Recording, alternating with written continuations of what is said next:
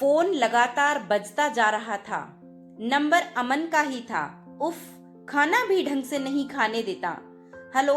Phone उठाते ही मिश्री घुली आवाज कानों में पड़ी। ये हूँ क्या लगा रखा है? बात करो, मैं हूँ। मैंने भी एक लंबी हुंकार भरी। आलू के पराठे का एक बड़ा टुकड़ा अभी भी मेरे हलक में था। जल्दी जल्दी आधा अधूरा कौर चबाकर मैं झुंझलाई।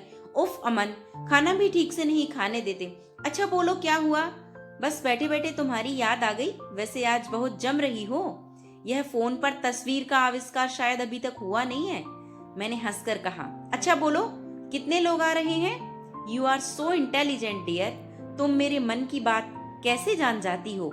3 साल से इसी पर तो रिसर्च कर रही हूँ। अच्छा बताओ, क्या क्या बनाना है? वही बिरयानी, कोरमा और लच्छेदार पराठे। कहो तो मैं लेता आऊं? तुम परेशान मत हो, ऑफिस से निकलते हुए मैं ले आऊंगी। ऑफिस के सामने जो ढाबा है ना, वो अच्छा बनाता है, पर बिरयानी वेज ही होगी। पता है बाबा, जब से तुम पेटा क्लब की मेंबर बनी हो तब से नॉनवेज ना खाती हो ना बनाती हो। अमन की बात पर मैं हंस दी। मुझे पता था आजकल अमन की खास मीटिंग चल रही है, जिसमें कुछ लोग बाहर से भी आए हैं। ऑफिस से निकलकर मैंने अमृत ढाबे से पराठे लिए, फिर टेम्पो कर लिया। बस करती तो देर हो जाती। घर पहुंचकर ताला खोला और हाथों में सामान लिए अंदर पहुंची। जल्दी जल्दी साड़ी उतार कर गाउन पहन लिया। फ्रिज खोला तो दही, उबले आलू, लहसुन, अदरक का पेस्ट तैयार रखा था। इतना मैं अक्सर तैयार ही रखती हूँ। घड़ी में समय देखा तो 7 बज चुके थे। बाथरूम में जाकर मैंने हाथ मुंह धोए, फिर कपड़ों की अलमारी खोली। लाल ऑफ वाइट तांत की साड़ी पर मेरा खुद ब खुद हाथ चला गया। यह रंग मुझ पर खूब फबता जो है। वैसे भी हर औरत अपनी सुंदरता की चमक दूसरों की आंखों में देखना चाहती है।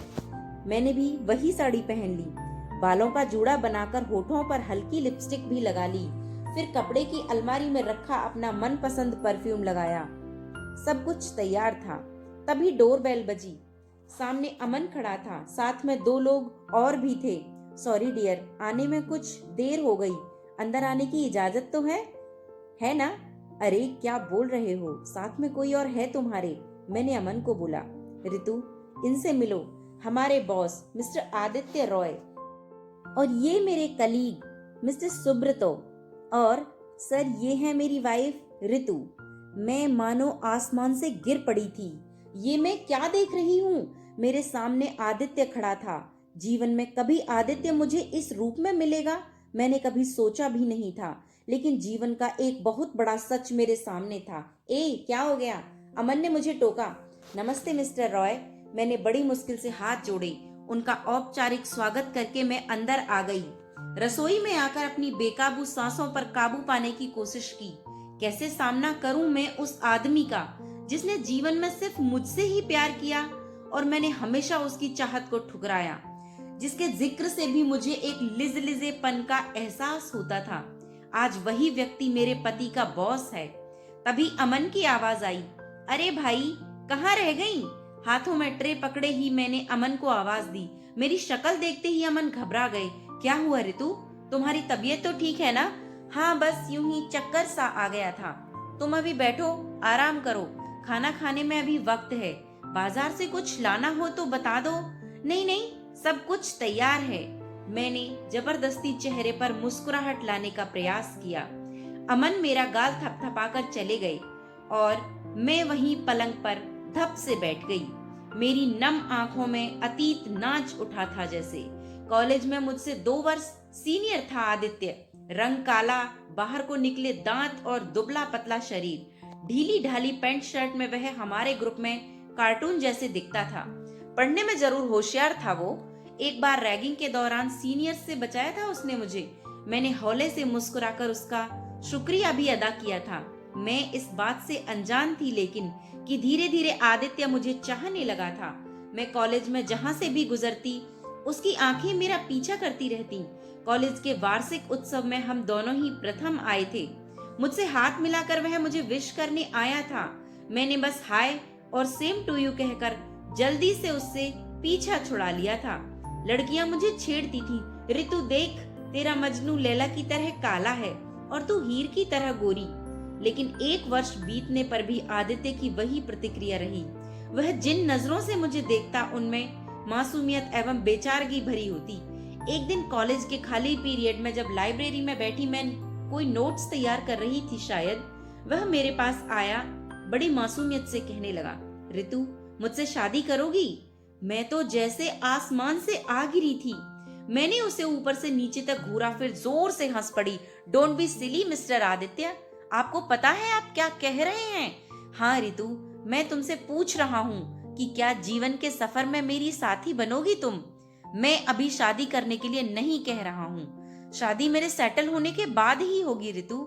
बस अब मुझे क्रोध आ गया। सुनो मिस्टर आदित्य, यह मेरा बीएससी का 3रा वर्ष है, मुझे अपना करियर बनाना है, तो शादी का तो प्रश्न ही नहीं उठता। रही आपसे शादी करने की बात, तो शायद कोई अंधी ही लड़की होगी जो आपसे शादी करेगी। क्रोध से भरी मैं वहां से उठकर चली गई थी। आदित्य के चेहरे की बेचारगी देखने के लिए भी मैं वहां नहीं रुकी। आदित्य का वह आखिरी साल था। पेपर देकर वह चला गया, फिर मुझसे कभी नहीं टकराया। ना मैंने ही जानने की कोशिश की कि वो कहाँ है। बीएससी के बाद ही मैंने नौकरी कर ली और 2 वर्ष बाद ही मेरी शादी अमन से हो गई। रितु क्या हुआ? अमन मुझे पुकार रहा था। मैं घबराकर उठ बैठी। कुछ नहीं कुछ नहीं, यूं ही जरा आंख लग गई थी। खाना लगाऊं क्या? श्योर। हाँ पराठे तुम लाई थी ना? हाँ हाँ बस अभी गर्म करती हूँ। मैं चुपचाप खाना मेज पर लगाने लगी। खाना स्वादिष्ट था, यह सुब्रतो ने कहा था। आदित्य चुपचाप खाना खाता रहा, मैं धीरे धीरे सर्व करती रही। वे लोग राजनीति पर बातें करते रहे। नई और पुरानी साझा सरकारों पर चर्चा होती रही। खाने के बाद सुब्रतो ने बाथरूम पूछा तो अमन उसे बाथरूम दिखाने चला गया। आदित्य हाथ धो चुका था और जेब में हाथ डाले खड़ा था। अभी तक नाराज हो मुझसे? नहीं रितु, गलती तुम्हारी नहीं थी। हर कोई सुंदरता ही चाहता है, लेकिन तुम कुरूप होती मैं तब भी तुम्हें इतनी ही शिद्दत से चाहता। आदित्य तुम्हारा परिवार, मेरा मतलब है तुम्हारे बीवी बच्चे कहाँ हैं? आदित्य हंसा। तुम्ही ने तो कहा था रितु कि मुझसे कोई अंधी लड़की ही शादी करेगी। अब अगर मैं अंधी लड़की लाऊं तो उसकी देखभाल कौन करेगा? इससे अच्छा मैं कुंवारा ही मर जाऊं। तभी वहां अमन आ गए। अरे रितु, तुम्हें पता है हमारे आदित्य जी अभी तक कुंवारे हैं? कोई लड़की बताओ ना इनके लिए। मैं जबरदस्ती होठों पर मुस्कुराहट ले आई थी। रात में मैंने अमन को कुरेदा, यह तुम्हारे बॉस अभी तक कुंवारे क्यों हैं? अरे क्यों भाई, तुम्हारा इरादा तो नेक है ना? अमन ने मुझे छेड़ा। अमन की बात पर मैं हंस दी। फिर न कभी आदित्य आया, न उसका घर में कभी जिक्र ही हुआ। समय इसी तरह बीतता रहा। साल के अंदर ही अमन का तबादला मुंबई हो गया और हम दिल्ली से मुंबई आ गए थे। वहां व्यवस्थित होने में कुछ समय लग गया। 4 साल के अंदर ही नीता और वरुण मेरे 2 बच्चे पैदा हो गए।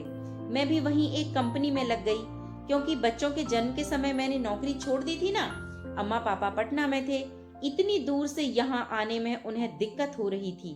घर भी ज्यादा दिनों तक नहीं छोड़ सकते थे। मेरी माँ भाई भाभी के पास बेंगलोर में थी। एक लंबे समय तक कैसे कोई आकर मेरा परिवार संभालता, ऐसा संभव भी तो नहीं था। 8 वर्ष बीत गए।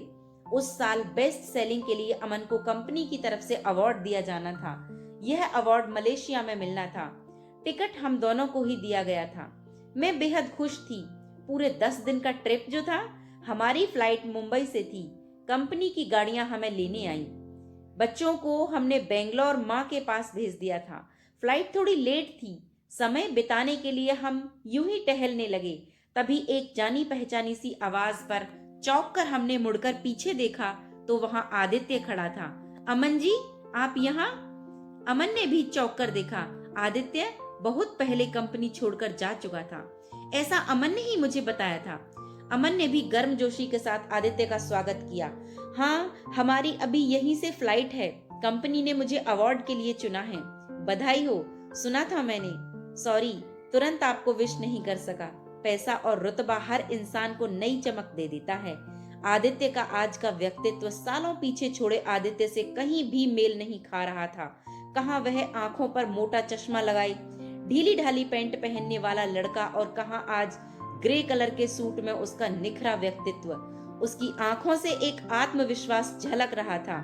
इसी बीच मेरी नजर आदित्य के बगल में खड़ी एक अंग्रेज महिला पर पड़ी, तीखे नए नक्श और सलीके से पहने वस्त्र। वह मुस्कुराते हुए हमारी बात सुन रही थी। कौन हो सकती है यह लड़की? उसे देखने से तो लग रहा था कि वह आदित्य के साथ है। Meet my wife Helena. मैं चौंक पड़ी। तो क्या आदित्य की शादी हो गई? वह भी इतनी खूबसूरत लड़की के साथ? 8 वर्षों में अपने फैले शरीर से हेलेना की तुलना में करने लगी। वह आत्मविश्वास से भरी हुई नजर आई। अमन ने उससे हाथ मिलाया, पर जाने क्यों मैं ऐसा न कर सकी। मैं खुद को असहज महसूस कर रही थी। मैं बड़ी मुश्किल से सिर्फ नमस्ते कर पाई। कहानी अच्छी लगी हो तो लाइक करें और चैनल को सब्सक्राइब जरूर करें। धन्यवाद।